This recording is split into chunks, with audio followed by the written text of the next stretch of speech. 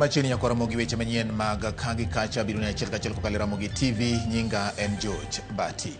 Nyakora Ramogi weche madonjo en kalapapla moro mar kambi mar Amref manoting'o ji 4 oluar apoya nono e alwora ma Githurai e kaunti ma Kiambu. Nyaka gie sani chenro mag reso kata temo reso joma ne nitiere e kalapapla no dhi nyime. Kendo Nyakwa Ramogi gie thuolo ni apisa mag obila, apisa mag jolweny kaachiel koda jogo mawuok e bede migepe matayo chenro mag reso oganda dhi nyime alworano gi temo reso jogo mane nitiere ei ndegeno. Ndegeno wachore ni oting'o ji 4 Nyakwa Ramogi e kinde ma oluar apoya nono ka oyangi ni en ndege mar kambi mar Amref. Nyakwa Ramogi wach matucho en ni ndege moro mar kambi mar Amref oluar apoya nono e alwora ma Githurai e kaunti ma Kiambu. Ka ndege no ler ma wayudo en ni ne en kod ji 4 e iye. Nyaka gie sani chenro mag temo reso oganda mane ni ei ndege no dhi nyime ka itayo kod jolweny, apisa mag obila kod bede migepe mamoko ma tayo chenro mag reso oganda. Mathoth wabiro medo kelo ni kaka wamedo yudo report ka masira makamano timore alwora ma Githurai e kaunti ma Kiambu. Pur waketo wang'wa Nyakwa Ramogi ka nitiere moro amora mabiro tucho kata ler mabiro medo yudo ka otende kod masira mar ndege moluar apoya nono e alwora ma Githurai e kaunti ma Kiambu. Ndege mar kambi mar Amref ne nigi ji 4 e iye. Wabiro medo ler mathoth mag weche madonjo gi thuolo ni.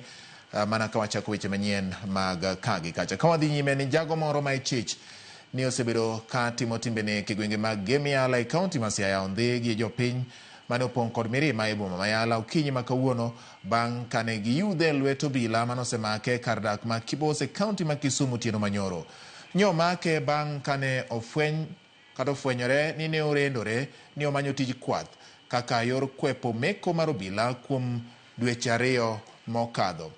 Jalup komanda mar obila ma Gemiala Charles Wafula oyango ni jopiny nomayo gi jagono e kinde mane giwuok kode e tesend obila kane oterogi mondo omany jowetene mamoko ma gisebedo ka gitimo timbego. Jopiny bende nobuogo wang'o nyamburko mar obila, gino manochuno obila mondo we jagono e lwet jopiny.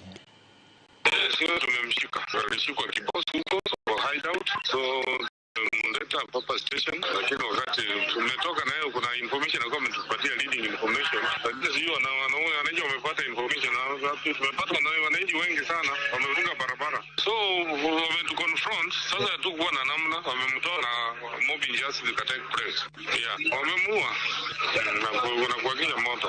Sasa hatuna namna, unajua ikifika hapo kiwango kama hiyo hatuna namna. Tulikuwa tunaenda kwa